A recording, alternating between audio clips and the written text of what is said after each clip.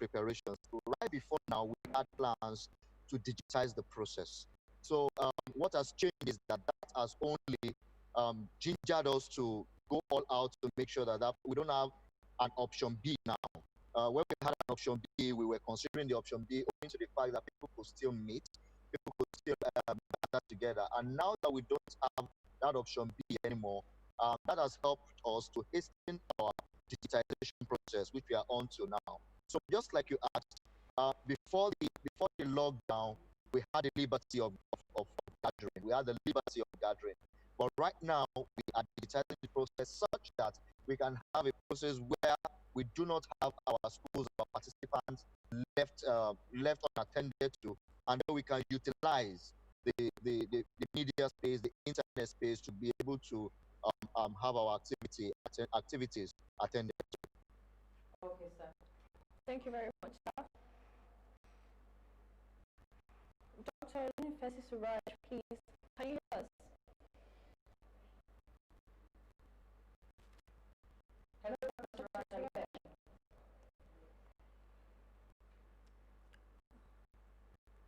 Okay, Dr. Suraj doesn't. Hello? Okay, welcome, sir. Good morning, sir.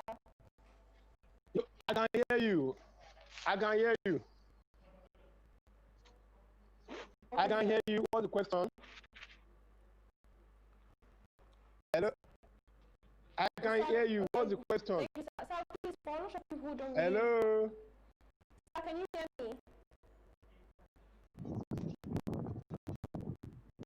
Hello, Dr. Suraj. Hello? Okay, sir, if you can hear us. Yeah, I'm here. I can hear you, but I can't hear you. Okay, Mr. Adamu was go with the question. Initiatives that are going on in partnership between UNESCO. I know I'm also a UNESCO consultant, but sir, we want to ask you specifically regarding the infodemic syndrome. What are we seeing, and what exactly has been going on, especially concerning primary and secondary school students, and how can we address that? Apart from what is being done by UNESCO right now with the initiative Dr. I.M. Sunday talked about, what else can we say is being done?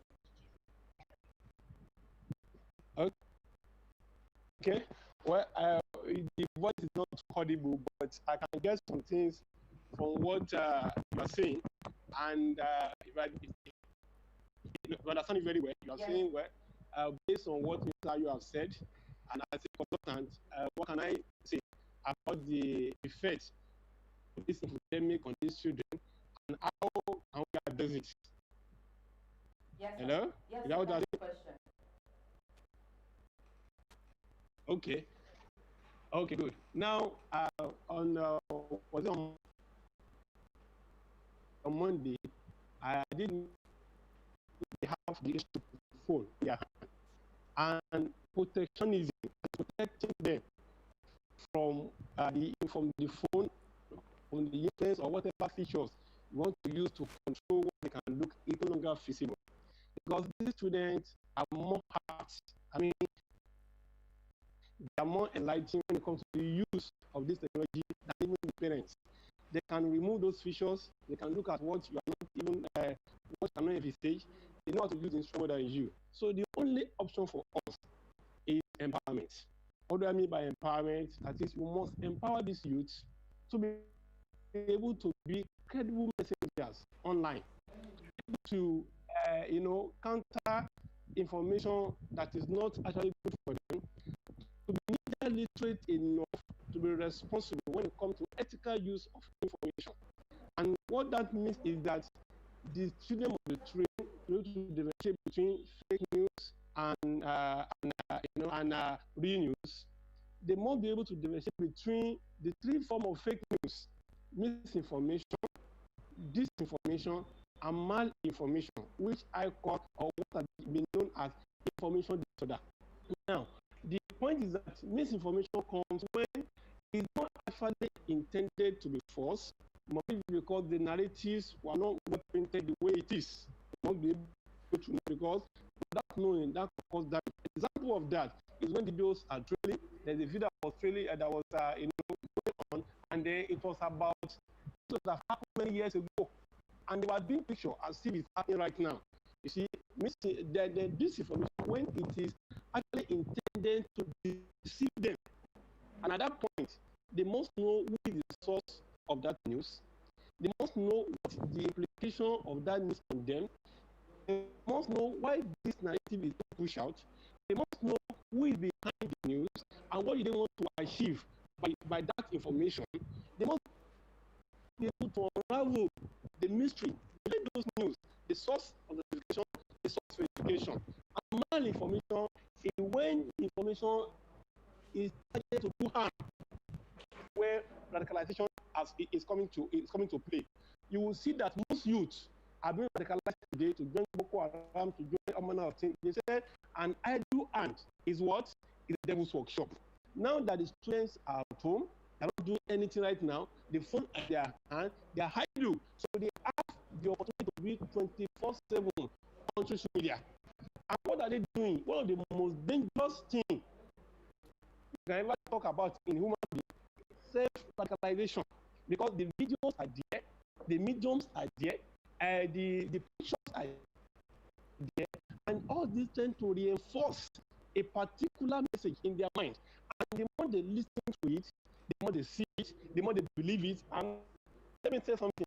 And if you are, the mind has a way of reinforcing whatever you see, whatever you hear, you have the tendency to behave those things out. Now, my fear is that after these children, we are going to have problems containing in the schools because they have learned all manner of things from where? From social media. So self-radicalization, self-cognitive, it has a way of shaping their behavior, their attitude, their perception to life, their behavioral tendencies, and most of the people that are coming out from them are something that they have learned through the internet. And that's why on Monday I was saying that the icons, as far as they are good, but at the same time, there's no way they can pass a message across without the students following their behavior, their way of life, because they see them as an icon. So what's the way forward? Way forward is that we must, as a matter of urgency, do what US has done. What US has done is that some senators sponsor a bill on media and information literacy, and they allocated a lot of millions of naira to teach the educators, that is, the teachers, on what is all about media and information literacy, to teach young ones and to infuse into the curriculum some aspect of how to relate media, because media is the culture. Media dictates how we live. Media dictates what we wear. Media dictates how we see the world, what we perceive. And so, if, like UNESCO put it, if since what begins in the mind of men, in the same mind of men that the bastions of peace must be built. The battleground is the mind, and the mind is fed manner of information that we must control. The way forward is that schools need to implement curriculum on media and information literacy. Teachers must be trained on how to go about media and information literacy. People like us must be on the field, and the government must make a policy that will drive media and information literacy. And that policy must be that it must must be made available, and there must be practical demonstration of those things, that students need to be aware of those people who are providing information they are consuming.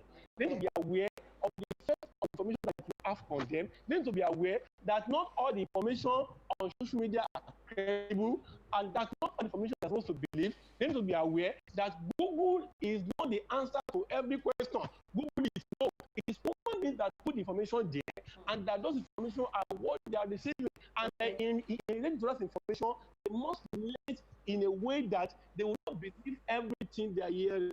That's the issue here. Okay, thank you very much, sir. I Hello. have two questions, but before I ask my questions, Michelle, do you have any questions for Dr. No, I Siraj? do. Dr. Siraj, what exactly do you think are appropriate means of source and sources of information for the kids? Because you can filter, but how well can they filter? How well is the information being passed through to the children? Again, I didn't hear that again, please. Dr. Suraj, can you hear me now? Again? Hello? Hello, sir, can you hear me? Yes, I can hear you now. Thank you. I said, what sources are appropriate for the children? You know, you can filter enough, but how about can you filter that it will be appropriate enough for them to get information from it? Okay, you are asking the sources of information. Appropriate And information, yes, where sir. they can go and look at the information. Yes, Eh? Yes, sir. Okay, now, yes, you see, now there are so many sources of information online, but how do you get credible information? Now, online, there are some sites that are credible sites, and you have some sites. If like, for instance, you have papers online, there are papers, newspapers, media houses who have established themselves physically. Such people, they will not mess up online. Such information are credible information. And you want to be very careful of information that does not have physical presence. That is one. Secondly, there are some fact checkers, what they call organizations that are doing fact checking. When you have information, all you do is to send information to those organizations that do fact checking. They will tell you if this information is real or not. Also, there are some sites that looks at pictures. Once you put those pictures there, it will tell you exactly the time that the picture are depicted, the source of those pictures, and who brought about the picture, what the picture meant for. Those are the sites. So so those sites are there, they are all there. And in fact, sometimes when you see information, sometimes you can also put it on a particular site. That site will tell you if that information is fake and if it is real. You see, those things are there. So, but at the same time, when you see information that is so sensitive, as if there's a lot of sensationalism in that story, you should begin to have a doubt that this story cannot be true. And again, when there's a particular news, before you believe, you need to verify it from all other sources of information. You need to verify it from the media platforms and from the the news stations, the media, credible papers like Guardians, like Punch, and those people, they will tell you what information that you have received here, you must benchmark it with those organizations. Like, if for instance, you have information, so those are the way that you can check of information. Okay, thank you very much, Dr. Suraj. I have two questions for you before we bring on our other speakers. Sir. Hello? Yes, I can hear you. Am I still on? Hello? Yes, you are still on, sir. We can hear you. All right, sir. I said I have two questions for you, please. We are looking at how we can improve the mental and psychological well-being of primary and secondary school students during this COVID-19 period. I would say COVID-19 because things have changed. Most schools are still shut down. Children don't have access to their teachers, especially in low income and the more disadvantaged parts of the country, right? So when you say that the people who are responsible for training children on how they should receive information and process it, when you said that the educators are responsible for this, in those schools, government schools for instance, where they haven't had even any form of learning, be it online or traditional or any of that, how then are these educators supposed to train these children on how to receive this information and how to filter it and process it? We know parents have a role to play, but I mentioned educators that because you mentioned that the educators are responsible for training. That's my first question. Then secondly, sir, you talked about the fact that if children are supposed to get information, you mentioned certain sources, but all the sources you mentioned were online. Again, I take this back to children who haven't had any form of learning in these past months, no e-learning, they probably don't even have devices. There isn't even like to power a device that they might have. These children are still getting some of this misinformation or malinformation as you rightly described. How then do we properly educate children in those areas that don't have access to some of these online sources and sites that you mentioned? Very fantastic questions. Let me appreciate this speaker, as he or she has asked a very fundamental question. Now, let me say accessibility is one of the key components of media and information literacy. Accessibility, affordability. You see, it could be available, it could be available, might not be accessible. So we are saying that accessibility is a fundamental human right, and that the government needs to provide that access for them. And that is why I mentioned policy. You see what I mentioned if I say government policy. The government policy, we have broadband investment, has gone. The government must live up to the expectation by providing social amenities, by providing basic amenities that occasion to function very well. That is why UNESCO said that 16% or 16% of budget to be spent on education. Because when you go to, that's why ASU is on strike right now. That is why most universities are crying, because the basic amenities are not there. So it's important on the policy on accessibility, affordability. So the government must make sure that there's a voice at the background. Must make sure that they roll out a policy where the public schools can be well funded on internet. Now you mentioned something on lockdown now. Then lockdown, what do we do? Yeah. Now, because the teachers are supposed to be agents. Yes. Now at this time, social media, I gave one speech in Sao Paulo about social media for organization, social media for organization. I believe that right now these students are good on this platform. Now, on this, while they are under commercialization right now, what I will expect is that most of NGOs, most of like what we are talking right now, most organizations need to move their presence to online.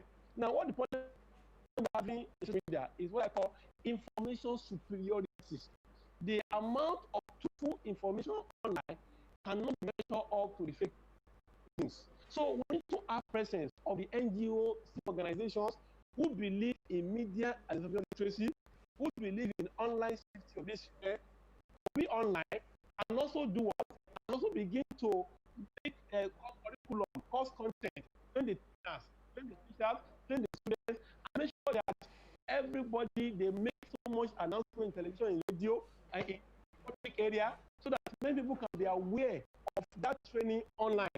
Now, given the answers, one of the palliatives I would have expected government to do at this lockdown is this phone, at least affordable phone, so that, like you rightly mentioned, those without access can have access. Phone is also part of the access. There's nothing wrong if all these senators, House of Reps, what you call themselves, local government officials, if they provide palliatives in form of phones. You see, let me tell you the truth. The truth is not just about giving them food. Okay. You see, you have to teach these children how not to fish. Don't just give them fish. What they are doing right now is just give them fish. And that is why I question the whole palliative measures. The whole palliative measures should be empowerment. Like I said me, that it's about empowerment. What it to do is to give these students, let local government give them phone, because doesn't have phone. Let the government give phones. Let federal government do palliatives our phone also. Okay. Let House of Reps, senators, let them live for their allowance, constitutional allowance. Let them give phone. Let them also make sure that in every areas, there is a way, there's what they call ICT park. Let them do ICT park, so that even if you don't have access in your house, you can go to that environment and be able to log on to internet. And one of those things are not here. We don't have ICT park where people can log on to internet. Okay, sir. We don't have for area where they don't have access. Palliative measures should be given to them. ICT park should be done in the environment where people can go there and access internet freely without any charge. Thank you very, very much, sir. Thank you very much, sir. Yes, sir, we got you. Thank you very much for your contributions. We're going to be bringing on some of our other speakers. I think we're going to go on a break. Yes, we are. So don't go anywhere. We'll be right back. Okay, I'll see you. Thank you, sir.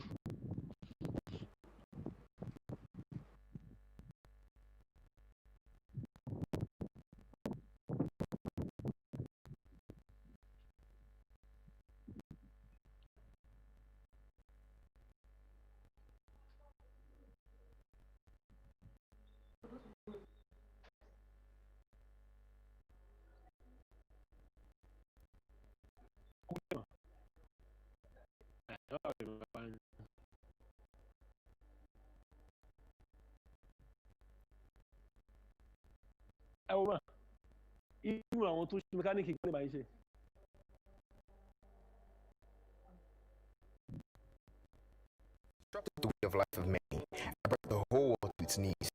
With many recovering and many still contracting the virus, corona is a huge concern to everyone, especially parents. The virus is extremely contagious and seems to affect majorly adults.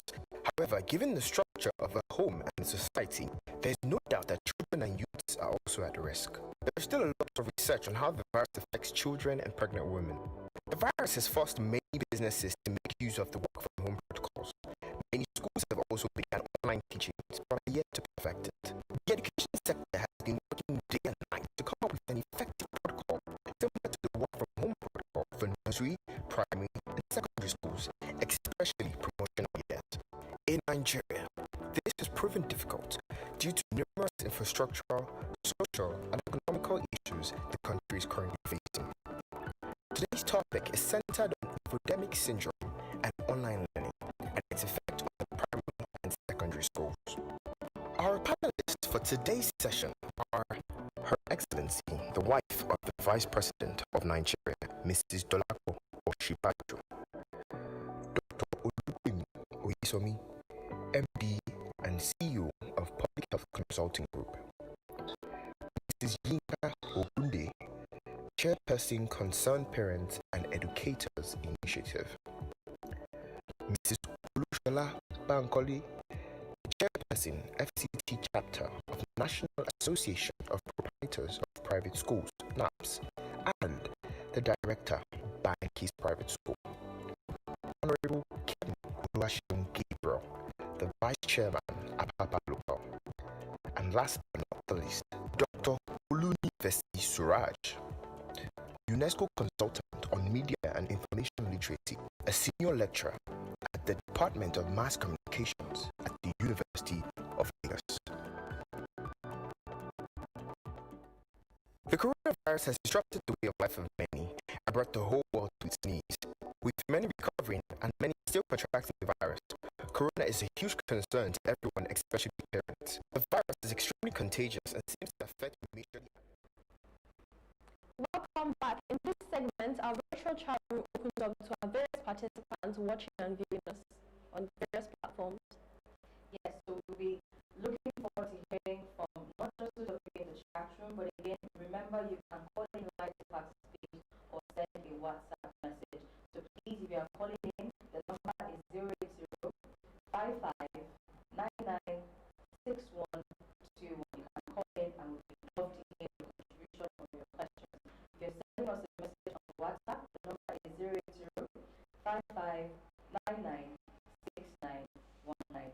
We also have with us some other participants in the some other resource persons in the virtual chat room that we are hoping that we're going to be communicating with. We have with us a father, Mr. Friday Kelba. We also have Mr. Akintunde Emmanuel, Mrs. Akintunde Emmanuel. Okay, the name that we have is Akintunde Emmanuel, and we also have Bankole Adirunke Umafumilayo, who is a resource person. We look forward to hearing your different contributions, but please feel free to contact us on the subject. If you're in the chat room and you have a contribution or you have something to say, you can either send a chat in or you raise your hand so that we can see that you're indicating, and then we'll go to you, you unmute your mic, and then you ask your questions or give your contributions. So we're looking forward to hearing from you now. Is anyone there? Has anyone indicated? Maybe by raising your hand or by sending a chat, please send them in and then we would take on your questions or contributions. Okay, while we're waiting for that, Michelle, Dr. Suraj spoke extensively about some of the questions that we asked. Right? So I remember the question that you asked was on filtering information and just how or what sources and what sites they could go to. And I remember I also asked for those people, those children who don't have access to devices and all of that. And his response to that was, first of all, government has a role to play in providing those devices so children can get those information. Apart from government, do you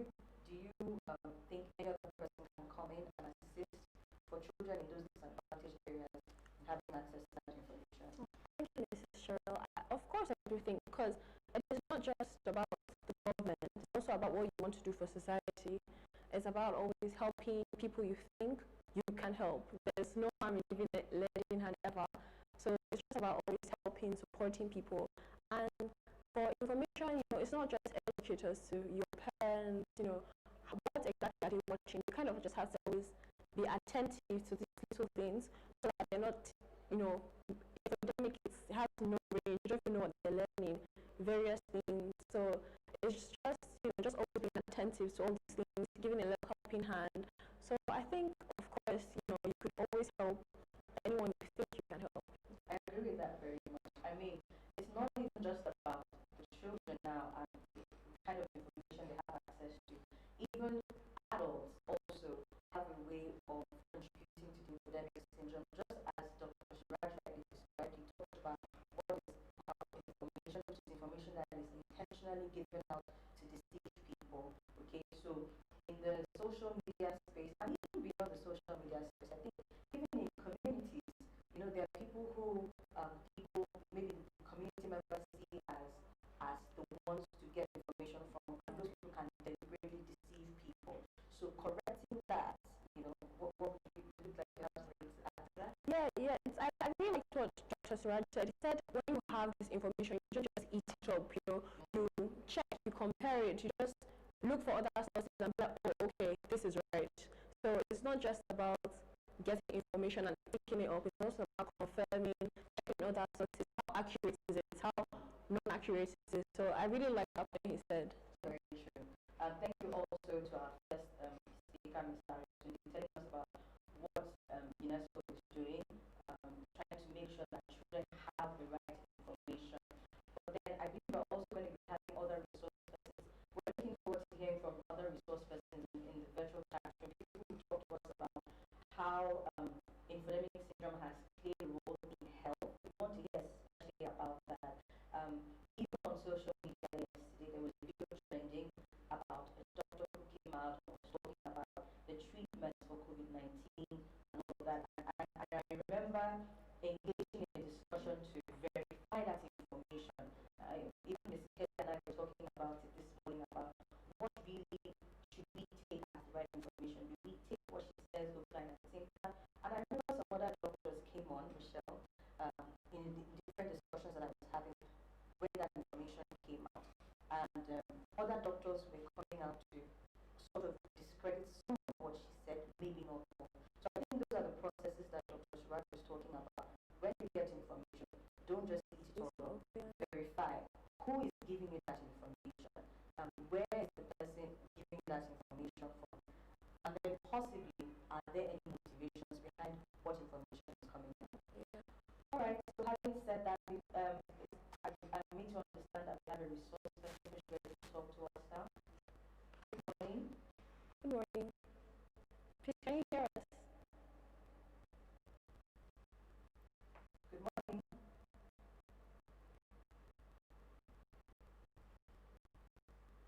Hello, are you there?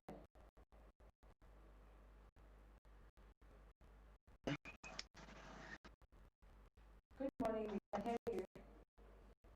Good morning. Good morning. My name is Fumila Bankole. It's a pleasure to have you in our virtual classroom. I'm pleased to be here too. I would like to give credit to everyone that has already spoken on this topic. Very, very well, and it's very, very important that children, because we're talking about the children today, about the way they get information and the way they use the information. So I can say that we are starting late in informing the children or creating awareness about mass media, about social media to the children. My question that I would like to ask, and I think Dr. Suraj will be able to answer it, is that when do you start teaching a child to use social media? When? Another thing is that I know that there are policies. As parents, we have refused to follow the policies of usage of social media. We're not supposed to have an account in Facebook or in Instagram, you are, but you see now, many children, they have accounts and are not even matured enough to be able to deal with the issues of these social medias. And that's why we have these occurring things that are happening where things that they are not supposed to hear or know about, that they are coming to them right now. And that is the fear that I have, that all this information that they are not matured to have or know about, how do they process it in their mind? So it's the process of that information now that brings about unwanted behavior, because the children's mind is not yet matured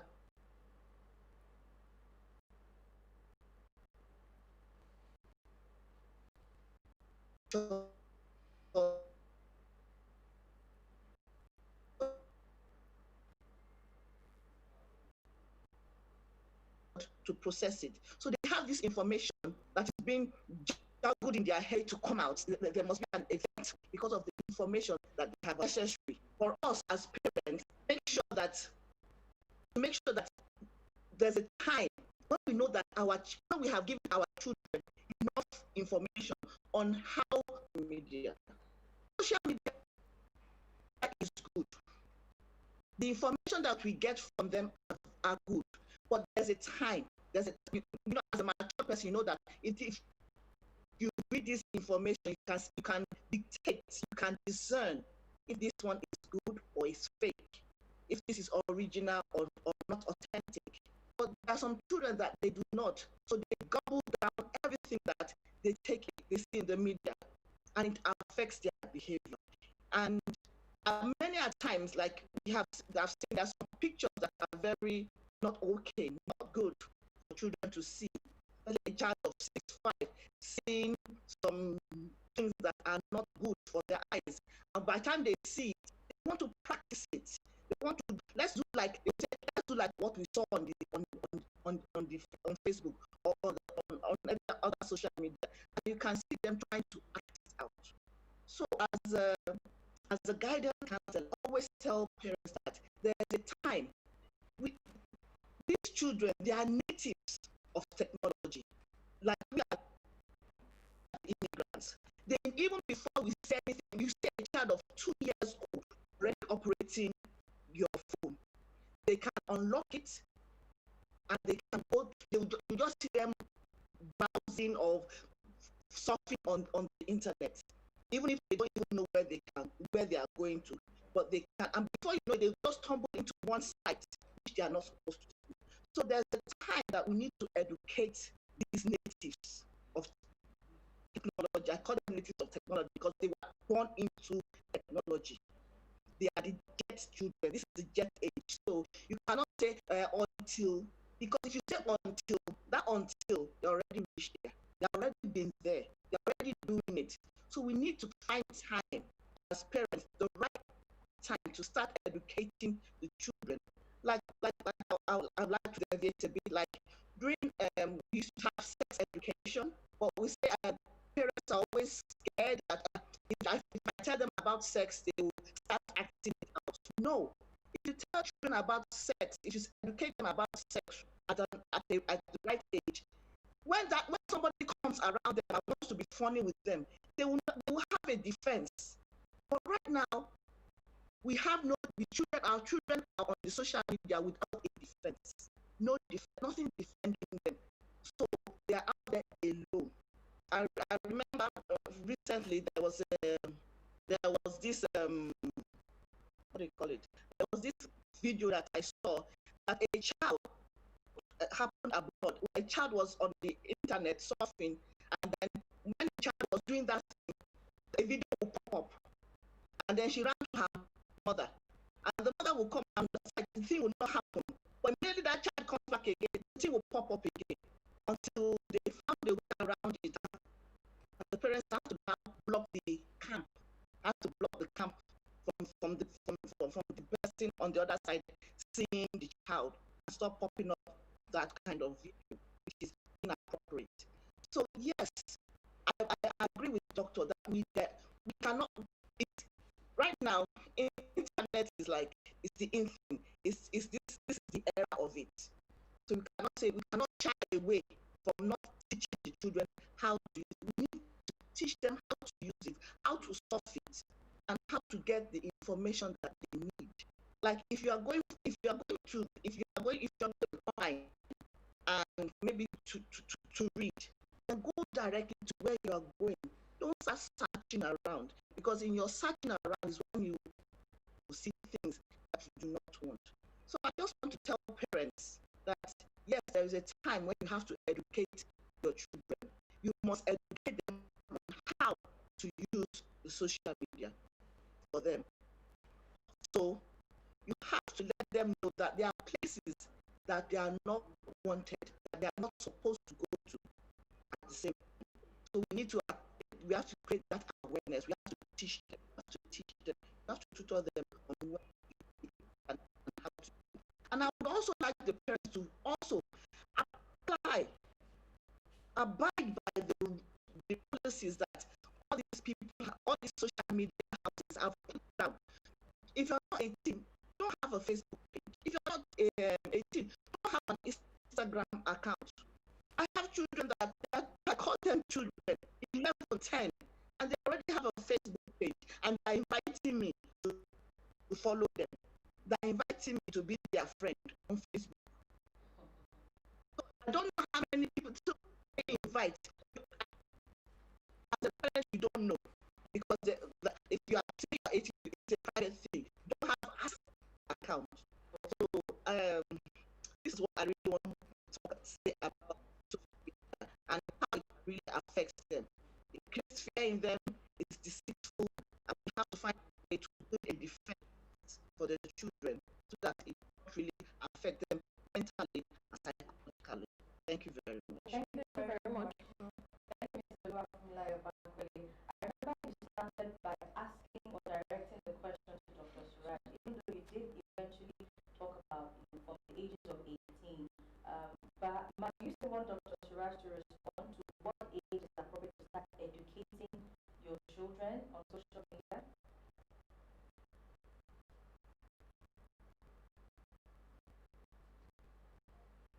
Okay. Thank you so much. Let me also thank the last speaker for saying so many wonderful things and for nailing the nail on the head.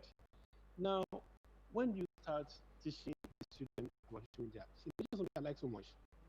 Digital natives, digital immigrants. Digital natives are born in this social media age, and these are the children. Now, let me say something that, luckily for me, I'm a young father, I'm a young man, and I have little children. My children are just very young, and they have here maybe 3 and 5. Now, I discovered that the last one, who is just barely 1 half, I already know how to use my phone. In fact, he dragged it with me, and with the siblings. And he wants to see what's happening there. He wants to press. And what that's why is that he has been watching his mom and myself and his auntie and everybody doing it. So once he sees them doing it, he also feels that he can do it. And like the last speaker mentioned, these children's minds are very young. They see things, they observe things. Let me go back. There was a study about a particular child that was put in the animal. I think the man has animals. He has a lot of animals, like a zoo in his house. So he always put this inside there, time. And that child, as far as an infant, so the child does not see any other person except these animals. That child learned to grow like an animal. And that's a thing like that also. And then he also learned to build like an animal. He walks like an animal. That's what he's seeing them doing. So these are two biology. They talk about genetic ratio and ratio, the genes and the expression. Now, what the children see us do is what they like to do. So back to the question, when you start teaching them, gentlemen, I would say as early as when they are born. In fact, when they are born, they're saying. So right from the age of 6 months to that 1 year, we start teaching them how to be responsible. And this is the format I gave to you yesterday, 2015. And I say, let's start from the kindergarten, middle literacy, to university level. And let us divide also this primary school, secondary school. The primary school students are still very young, and it's the failure of the parents. As you can mention, fortunately, in the economy, where both parents will be house, and they don't have time for these children, and they put all manner of gadgets for these children to view. You see, the truth about it is that one person must sacrifice. I'm sorry to say that. Either the mother or the father. And must be at home to monitor these kids. When they are in school, they are engaged. Thank God for them, for that. When they come back, who takes over? The teachers cannot be there 24/7. The parents must take over and tell them the rules. This place is not good. And another thing we'll talk about MIL is critical thinking. The question comes back again, when you start teaching them about the use of media, like I said, as early as possible, 1 year old. Now, they ask questions. For somebody who cannot talk, you see them, and it's my experience. I see my little child, 1 year, who used hands and eye to tell me exactly what he wants to drink water or he uses hands. It's already communicating to you. So at that stage, you start also asking them questions. Since I reached that 1 year old boy, that's why he said already he knows what to do. When he does something wrong, he beats and don't do it again. And that's why I say, from you, don't wait for them until their man is young. That Bible says, teach a man, teach a child in the way he should go.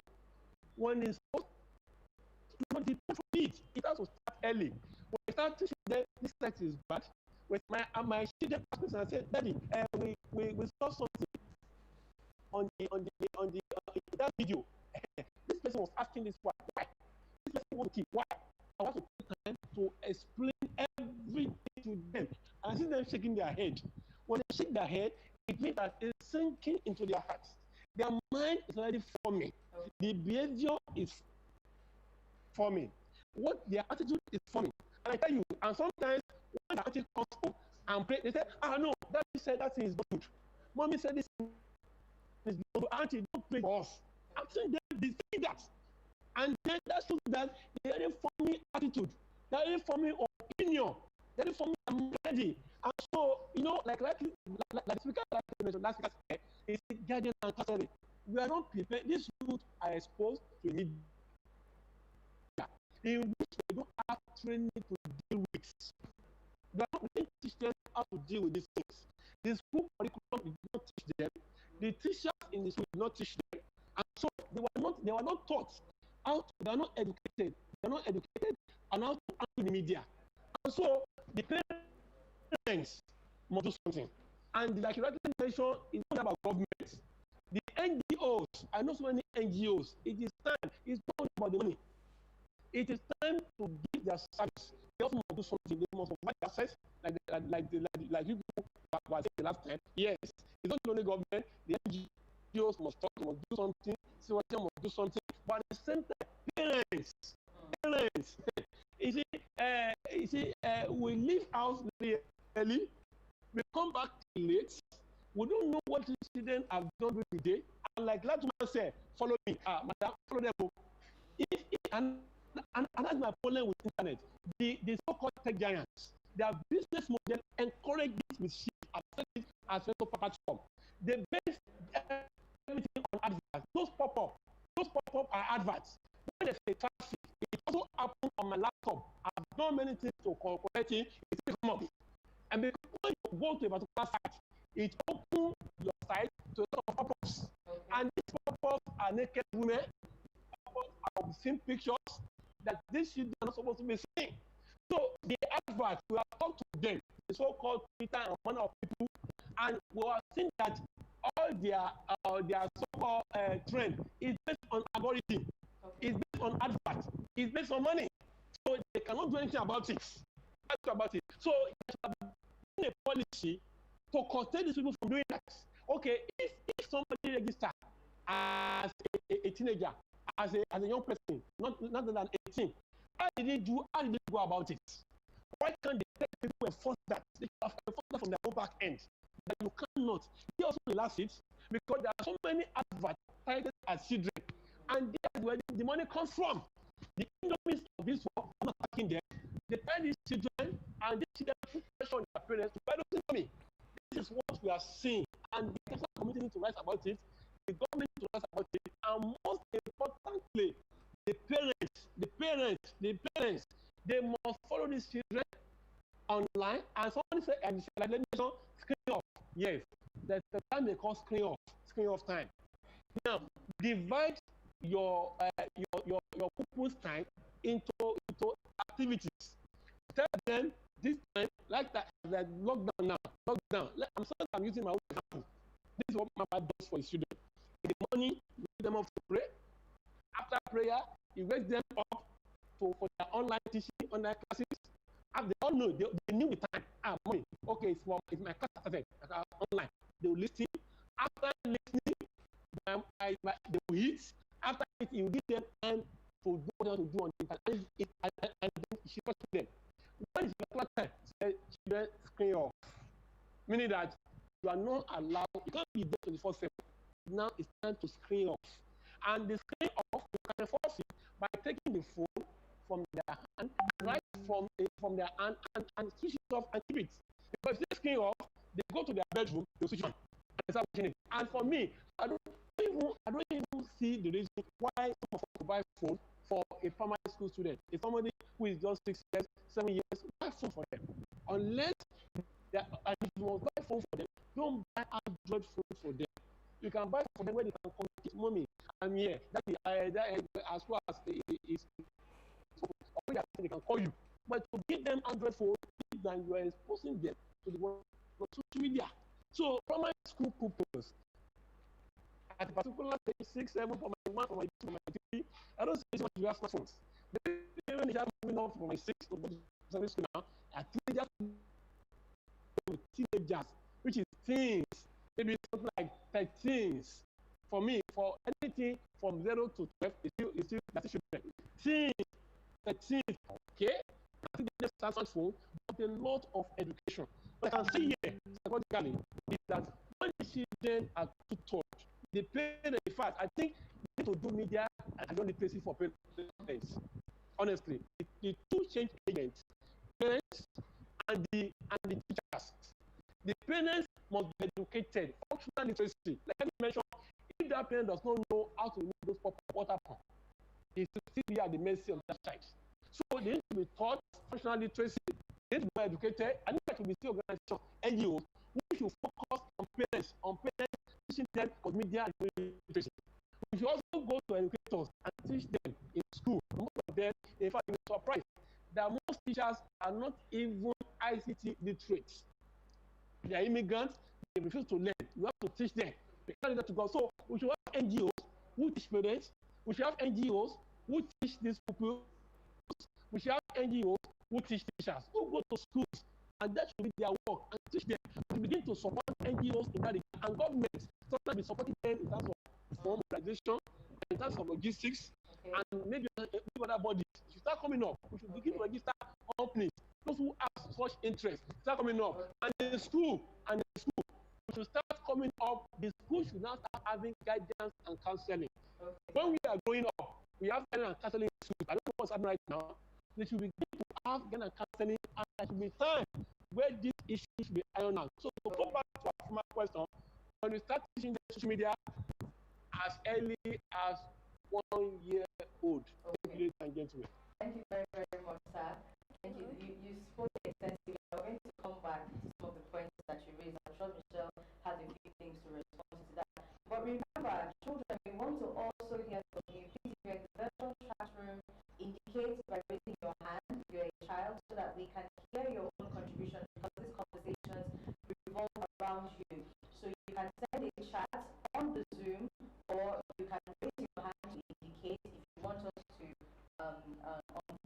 unmute your mic so that you can talk. Or if you don't want to come on the Zoom platform, remember to call the number 080-5599-6121.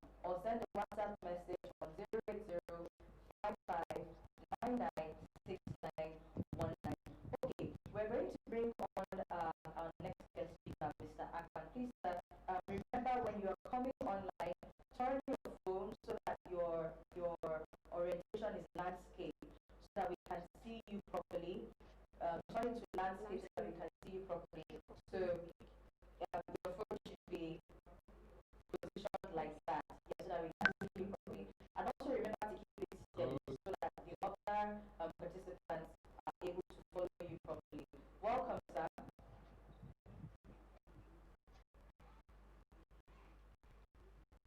Hello, sir, are you there? Morning, sir, can you hear us? To me, Mr. Martins, are you there?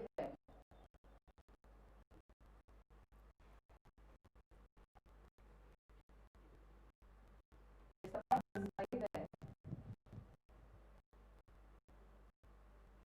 Okay, while we wait for Mr. Akpan, while we wait for Mr. Akpan to connect, remember, children, we would very, very much love to hear from you. Please do indicate. Okay, we seem to have a call coming in.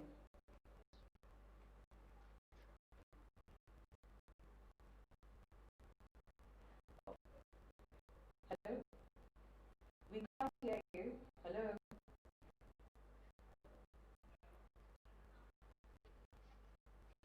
Hello, can you hear us?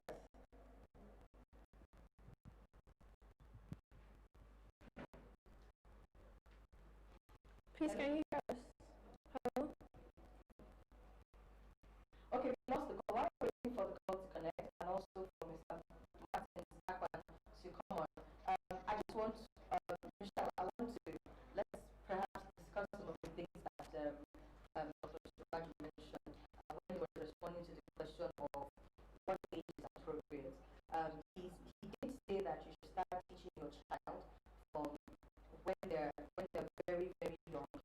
But at the same time, I also heard that both Mr. Dr. Shuraj and Mrs. Ofunke, who spoke earlier, say that perhaps children should not be allowed to be on social media platforms until they're, say, from the age of 18. Dr. Shuraj mentioned from Yeah, I do agree with him. When I was younger, I did open a social media account really early, it was a Facebook account, and I got a message, and then I told my mom it wasn't nice at all. I was traumatized, really. It was at a really young age. I got that message, and my mom handled it so well. I did not use it anymore, until when I got older. So I do agree with him. There should be a particular age. 18 is perfect. They're wiser, then they know how to discern information than talking to random people on social media, get random information that is just confusing. So I do agree with him. Very. So I think what I got from that, but coming to our next person, what I did get from that is even without being on social media platforms, you can teach your children media literacy online. All right, we have someone on the phone. Hello, can you hear us?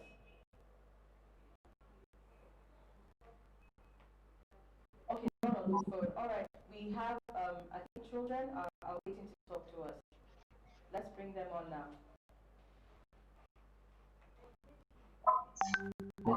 Okay, so you want to do. Okay, we have a health speaker on. My apologies. Good afternoon, sir.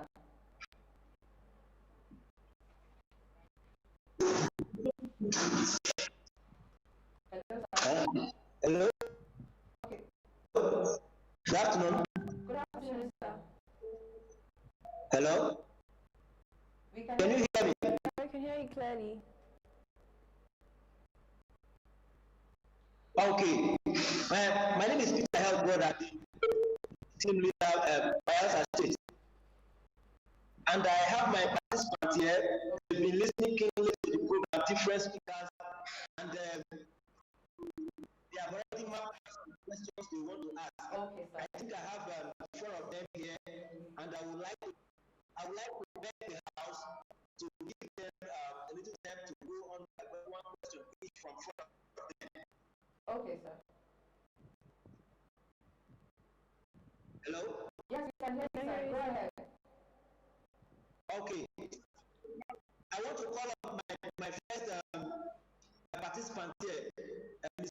Onyechi Okereke, to come over to the camera to ask a question. Thank you. Welcome, Onyechi.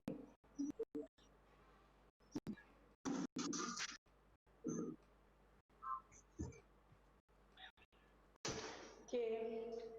How can the government censor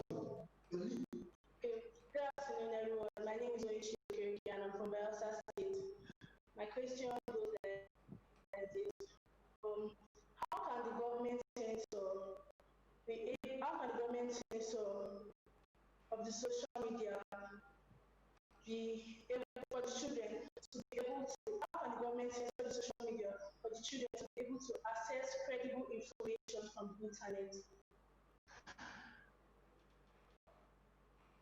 Okay, that's your question. Hello. Did you get that from her? Yes, sir, we did get the question. How can government censor social media? Yes. Okay. Okay, I believe we can have, Okay, I think I have a problem. we can have any of our resource persons in the virtual chat room respond to the questions from these children, please. Please, if you want to respond, you can indicate. Okay. Okay.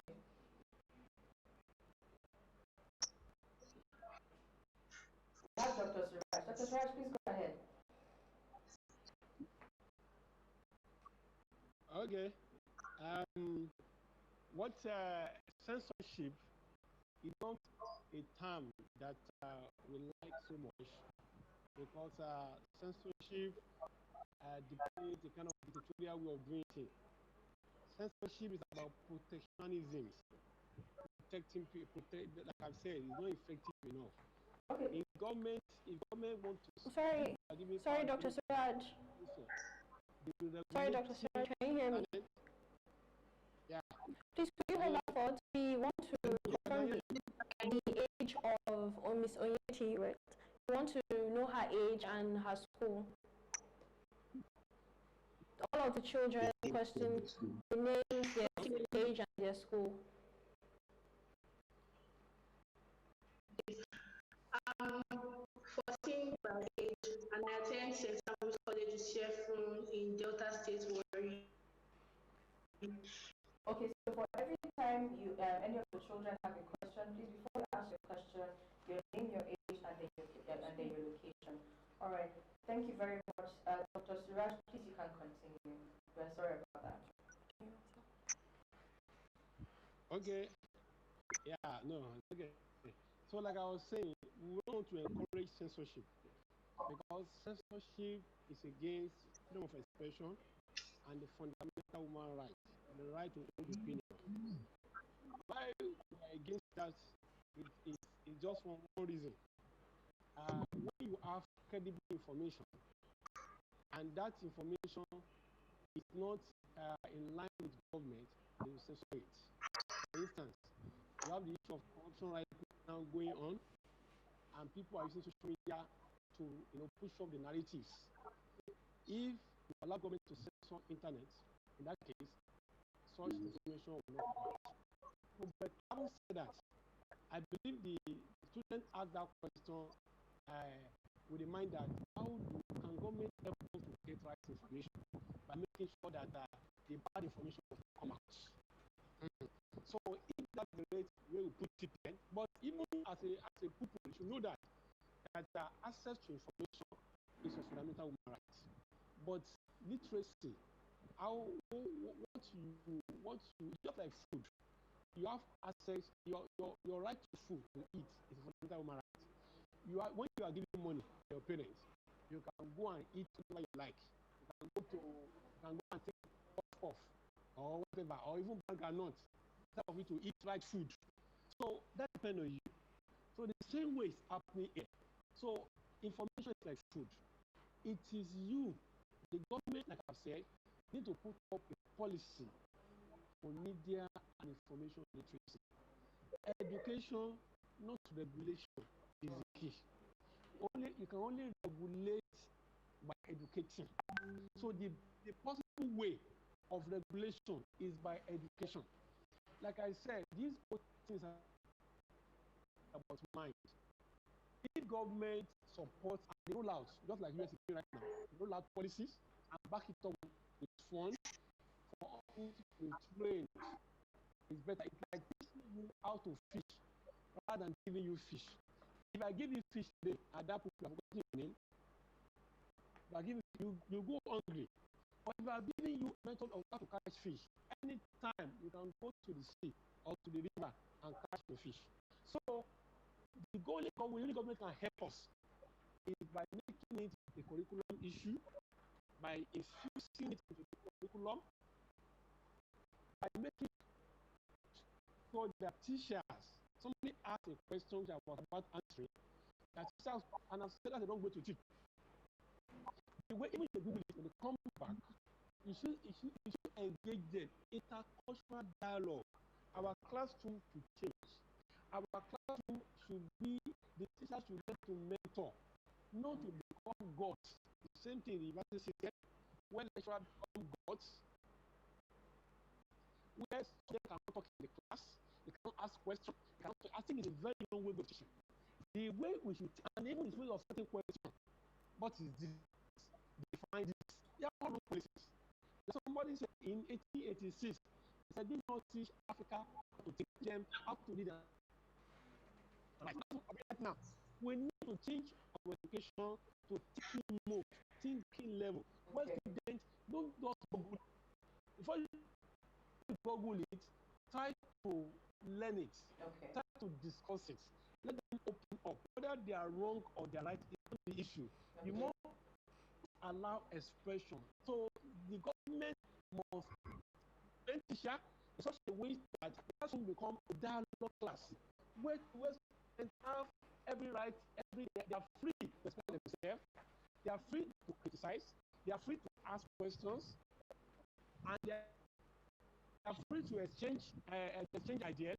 And when they are writing exam, they are free to express their opinions, they are free to have diverse opinions, and the education policy around that, where the class becomes a mental class, it becomes dialogue, intercultural dialogue happening in the class, and people can ask questions, and the answer we give to questions eventually is based on participatory mode. Everybody has said something, and the teacher now guide them. The teacher should do Google. The only Google you can do for them is by after you have taught. You have put that through the class and now say, okay, go and Google it and see what Google has said. And Google will give different questions. They should come back to class again and review that. So, based on your question, my dear, the only way government can help us is by bringing up policy infusing media and information literacy in curriculum, teaching pupils how to read and write, how to look at source for information, how to look for credible information, how to be able to see through information, how to be able to see source authentication. Who is behind this information? Why is this information given to me? How is it going to affect me? How will it shape my opinion? And how for you people to be able to also counter wrong information when you see that. That's what we call credible messengers. Because we can orientate our mind, bring up the policy, teach up teachers, bring up a curriculum to that effect, and they will be able to teach you on how to be able to get right information from what? From wrong information. Because the government, if government says sorry today, of tomorrow, if you know how to seek information from a viable sources, and you know how to counter wrong information, and you can see through video, you can see through pictures, you can see information, you can be able to find information, and you can also add your own opinion. You're not a passive consumer of information on the internet. You are also an active participator. You can participate, you can engagement. Then in that case, the government will have been able to teach us on how to relate to truth and how to denounce falsehood. Thank you very much, sir. Thank you very much. No, thank you very much, sir. We've gotten a lot. I think some of the students still have some questions to ask. Yes. Yes. I need to go to the second person now to ask a question. Good everyone. My name is Manuela from Bielsa School. I'm 11 by age and I attend Adamu Model Academy. My question goes like this: how can children in public school have access to social media for learning? Okay. Social media for learning. Yes.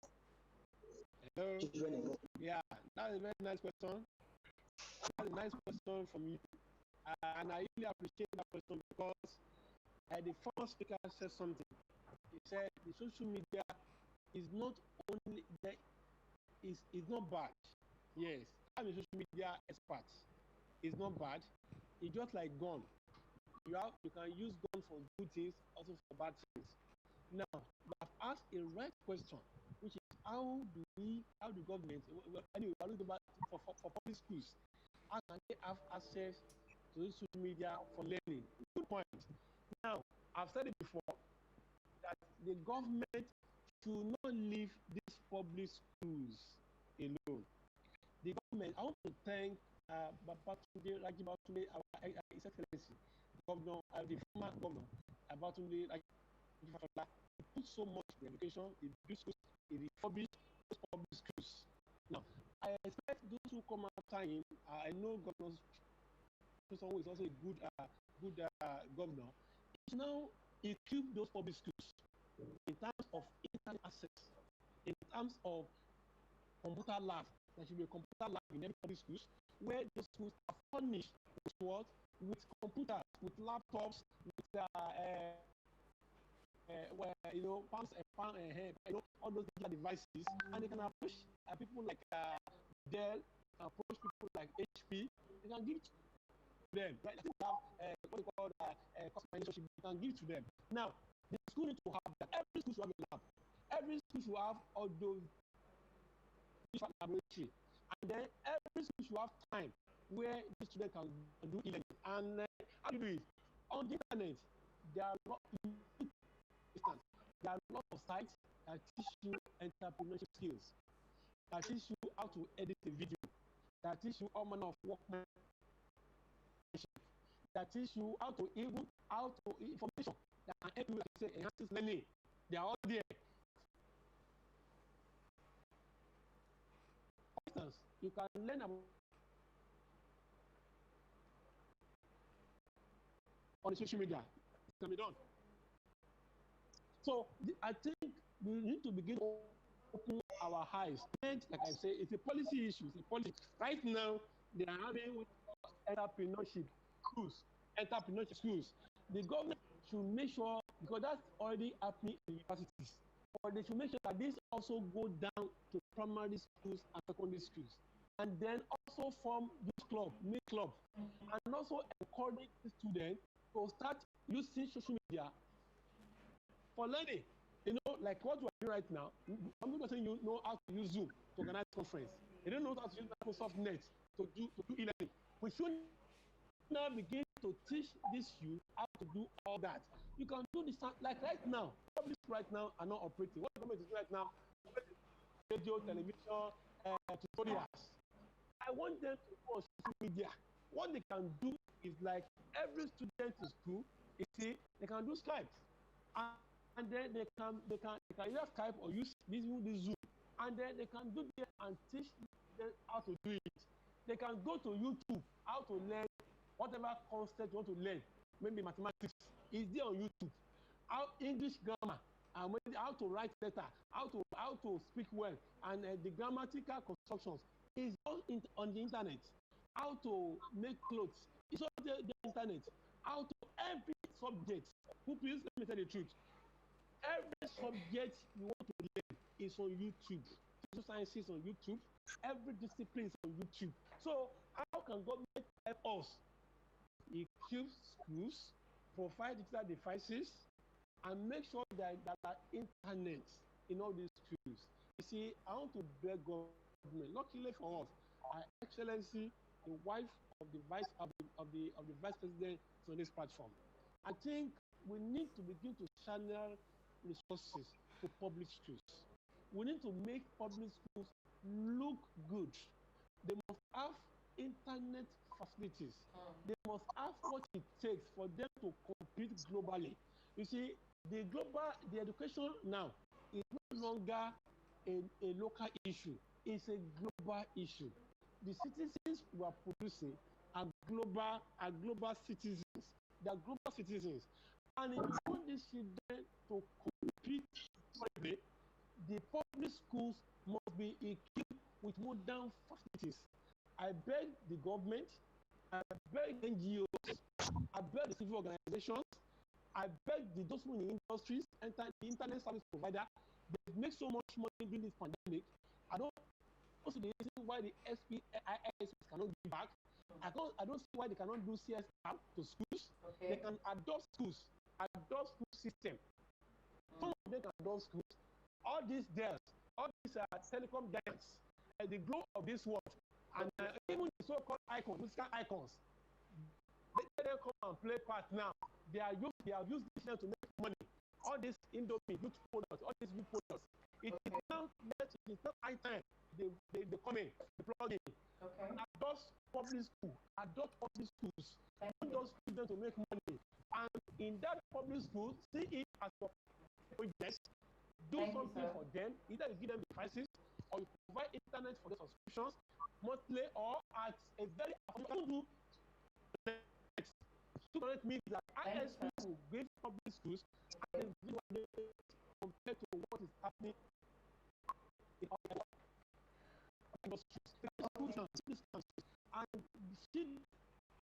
Thank you very much, Dr. Suraj.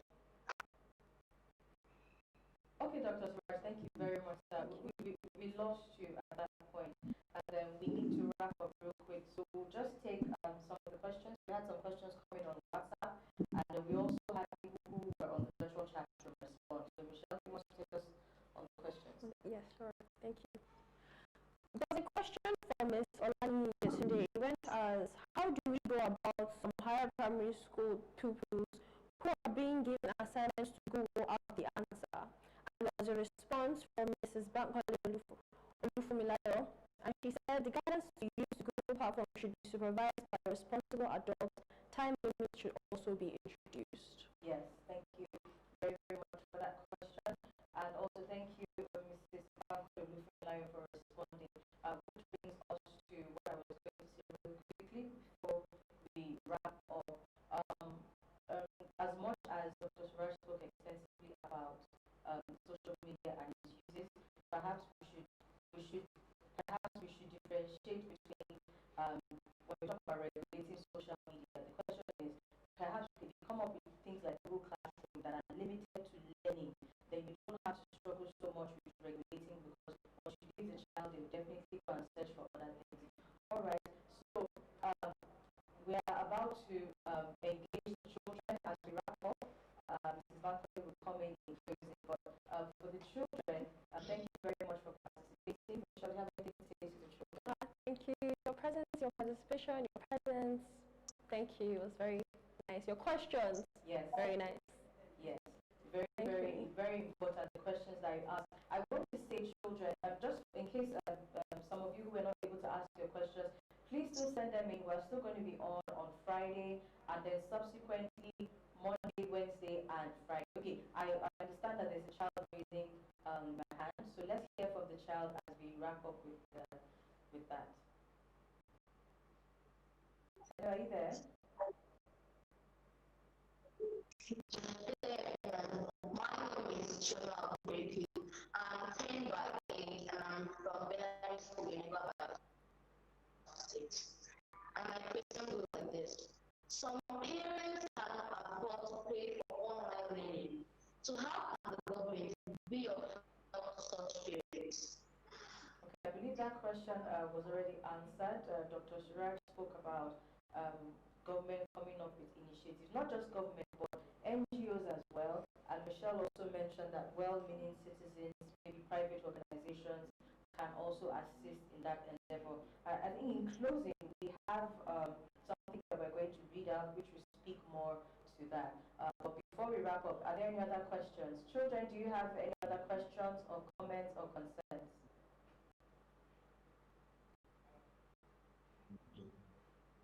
Good day, everyone. My name is Secretary, and I am 11 by 8, and I'm in school in Belarus School in Guatemala State. And my question goes like this. The internet has been structured videos and images that are not good for the children. How can child be free to use the internet for learning?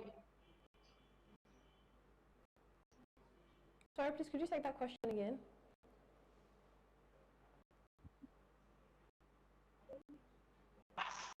The internet is filled with distracted videos and images that are not good for children. How can the child be free to use the internet for learning? Okay, I think we also spoke a little bit about that, and that also came up just now. I think when Dr. Shiraj was mentioning things like YouTube, and I think some other children maybe consider learning on Facebook and all that. I think we're also going to hear from Michelle, but I think that by the very definition of the term social media should be reserved for social interactions. We understand that there are things like WhatsApp, and there's some learning there's some learning that can go on WhatsApp, and probably things like Zoom, which have recently surfaced or resurfaced during the COVID-19 period. I think if we're able to differentiate between social media, which is strictly for social interactions, that's where you have most of those pop-ups and all of those things come on. And then you have platforms like Google Classrooms. Perhaps government can work on creating platforms like that, which limits interaction strictly to learning. So that way it's easier to manage the information that is being shared. You can block whatever device that the child is using from using any other platform that is not strictly put there for learning. I think that might help to answer some of those questions. And unfortunately, we might not be able to take more of these questions. We have a call that is we're going to take the call, but we'll be able to answer more of these questions as the show goes on. All right, let's take our call, Michelle.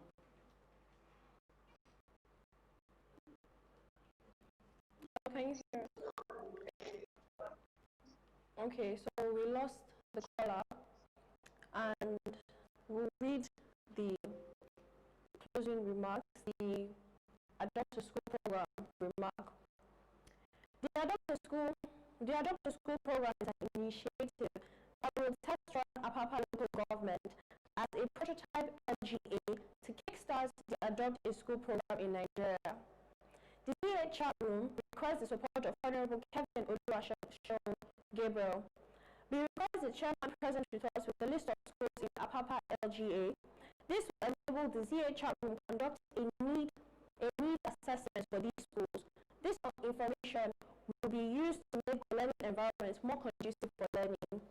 However, Kevin will support the chat room, reach members of the entertainment industry to gather support for the project and propose collaboration between these key players and stakeholders to adopt schools in communities in Nigeria as a corporate social responsibility drive. Learning centers will be set up in these communities to help encourage learning. Teachers training will equip teachers to teach children using online resources. Letters will be written to the office of the vice president to set up learning centers in these underprivileged communities. We would like to commence the project in a timely manner to get schools in the area ready for reopening and conducive for learning. All right, thank you very much. I believe that resolution would help in addressing some of these concerns when it comes to online learning and all of that. For now, we want to close with a statement from Mrs. Bankole. Mrs. Olusola Bankole, good afternoon, ma'am.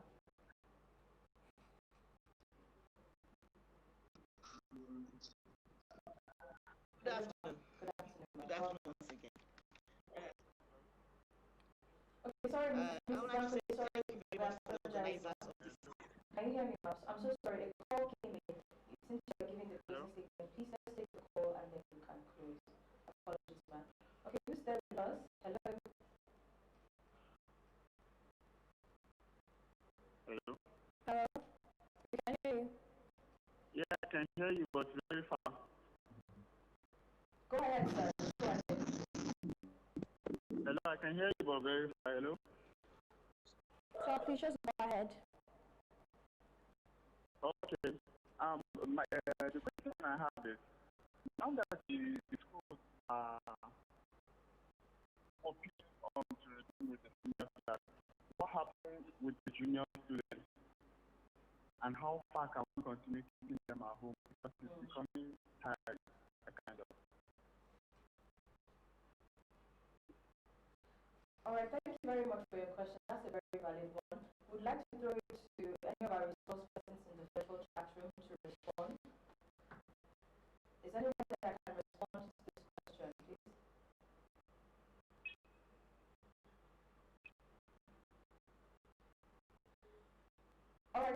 have anyone in the virtual chat Okay. right now that Yeah. can respond to that? Okay. Perhaps Mrs. Barclay would like to throw some light on that.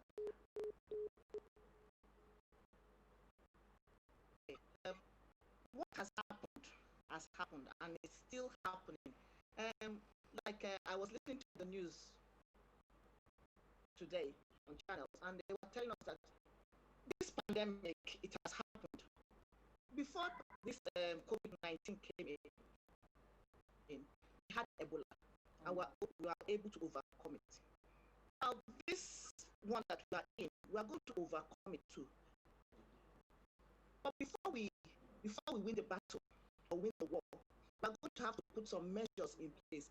And these measures that we put in place will help us to win the battle quickly and overcome this season that we are in. I call it a season because it's going to pass. It's not going to be forever. So if we attend to the precautions that they have told us to take, then it will be over before we know it.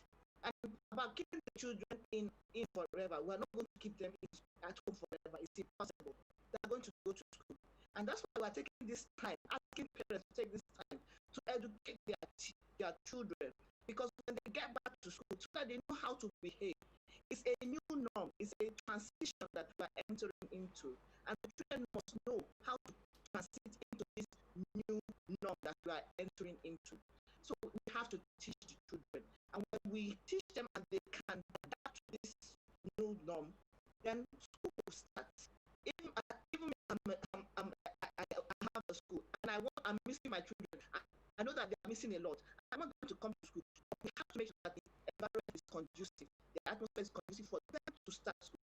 And when they know how to abide, like a child that is 3 years old, is going to be using mask. So I even expect that at home right now, even if you're at home, that you are wearing a mask for the children so that they can adapt. The child is not going anywhere, but you are wearing the mask for the child so that he can adapt. He's washing his hands any time. He goes out, he touches you, you are teaching him to wash your hands. And the thing about sanitizer, it's good to sanitize if there's no water, but you keep on putting on sanitizer before you know it, it's chemicals. I don't know how they react to our hands, but I should really believe in washing your hands with soap and then listen to of educate our children and keep social distancing. School will resume very this year. Actually, that's my prayer. And then I wanted to in my conclusion. The children that ask questions, they are very nice questions. But as well about in a public school or in a local area, how do they get internet? How do they get social media to learn from? Number one, I'm going to say that social media is not to learn from.